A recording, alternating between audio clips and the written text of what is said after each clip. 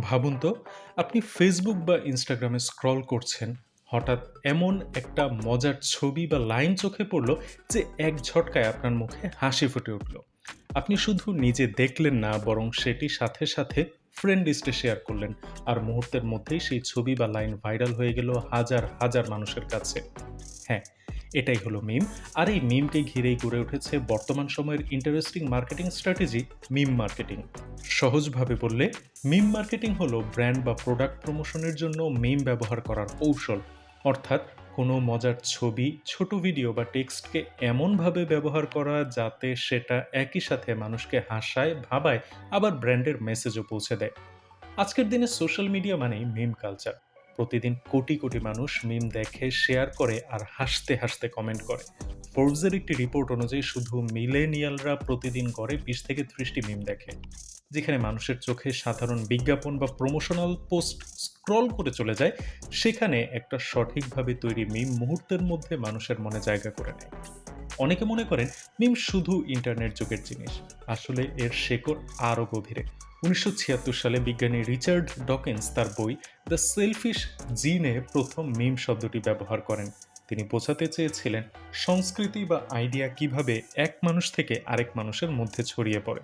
কিন্তু ইন্টারনেটের যুগে মিম নতুন রূপ পায়। 2000 সালের শুরু থেকে নানা ধরনের ছবি, ক্যাপশন ভাইরাল হতে থাকে। আর আজকের দিনে টুইটার, ইনস্টাগ্রাম, টিকটক সবখানেই মিম হলো অনলাইন কমিউনিকেশনের প্রধান ভাষা। বড় বড় কোম্পানি কেন এত সিরিয়াসলি মিমকে মার্কেটিং টুল হিসেবে ব্যবহার করছে? কারণ মানুষ বিজ্ঞাপনের তুলনায় মিমকে অনেক বেশি আগ্রহ নিয়ে দেখে। একটা ভালো মিম তৈরি করতে আলাদা বাজেট লাগে না, কিন্তু ভাইরাল হলে লাখো মানুষের কাছে পৌঁছে যায়।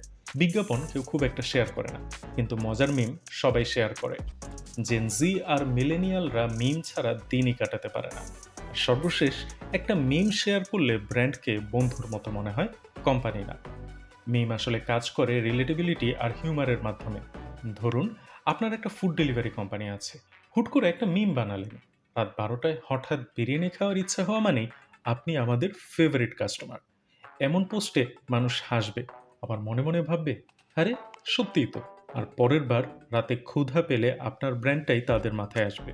মিম শুধু বিনোদনের জন্য নয়, এখন মিম হলো রাজনীতি, সোশ্যাল অ্যাক্টিভিজম, এমনকি ব্যবসায়িক প্রচারণার শক্তিশালী হাতিয়ার।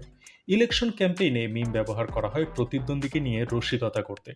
বড় বড় ব্র্যান্ড যেমন নেটফ্লিক্স, জোম্যাটো, নাইকি সবাই মিম ব্যবহার করে তাদের অডিয়েন্সের সাথে যুক্ত হতে। বাংলাদেশেও আমরা প্রায়ই দেখি খাবারের ব্র্যান্ড থেকে শুরু করে টেলিকম কোম্পানি সবাই এখন মিম নিয়ে খেলছে। এখন আসল প্রশ্ন, আপনি যদি চান নিজের ব্র্যান্ডের জন্য মিম ব্যবহার করতে, তাহলে কোথা থেকে শুরু করবেন? প্রথমত, অডিয়েন্স বুঝুন।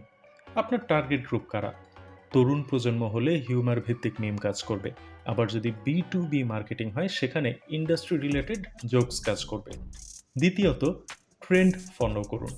আজকের ট্রেন্ড কাল পুরনো, তাই মিম বানাতে হলে সর্বশেষ ভাইরাল জিনিসগুলোর উপর নজর রাখতে হবে। তৃতীয়ত, ব্র্যান্ড ভয়েসের সাথে মিল রাখুন।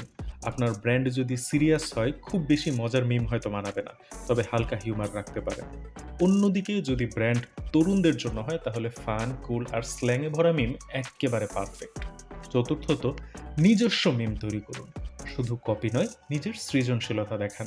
একটা মিম যদি একদম আপনার ব্র্যান্ডের সাথে মিলে যায়, সেটা আরও বেশি ভাইরাল হওয়ার সুযোগ পাবে। সর্বশেষ, টেস্ট করুন। সব মিম ভাইরাল হবে না, তাই কয়েকটা ভেরিয়েশন বানিয়ে পোস্ট করুন। দেখুন কোনটা বেশি রেসপন্স পাচ্ছে। তবে সবকিছুতেই যেমন সুবিধা আছে, তেমন কিছু ঝুঁকিও আছে। মিম ভুলভাবে ব্যবহার করলে সেটা উল্টো নেগেটিভ ইমপ্রেশন দিতে পারে। সব অডিয়েন্স একইভাবে মিম বোঝে না। কারো কাছে মজার, আবার কারো কাছে আক্রমণাত্মকও মনে হতে পারে। খুব বেশি মিম ব্যবহার করলে ব্র্যান্ডের সিরিয়াসনেস হারাতে পারে। তাই ব্যালেন্সটাই এখানে মুখ্য বিষয়। আজকের ডিজিটাল দুনিয়ায় প্রতিদিন হাজারো বিজ্ঞাপন আমাদের চোখে পড়ে, কিন্তু সব বিজ্ঞাপন আমরা মনে রাখি না। কিন্তু একটা ভালো মিম, সেটা আমরা শুধু মনেই রাখি না, বরং শেয়ার করি, আলোচনা করি, হাসি আর হাসাই। তাই যারা ব্র্যান্ডকে নতুন প্রজন্মের কাছে জনপ্রিয় করতে চান, তাদের জন্য মিম মার্কেটিং আর কোনো অপশন নয়, বরং এটা হয়ে উঠেছে একেবারে মাস্ট হ্যাভ স্ট্র্যাটেজি। আজকে এখানেই শেষ করছি। ভিডিওটি ভালো লাগলে জানাতে পারেন কমেন্টে। সাথে লাইক ও শেয়ার বাটনে ক্লিক করে আমাদের উৎসাহ জানাতে ভুলবেন না। ধন্যবাদ।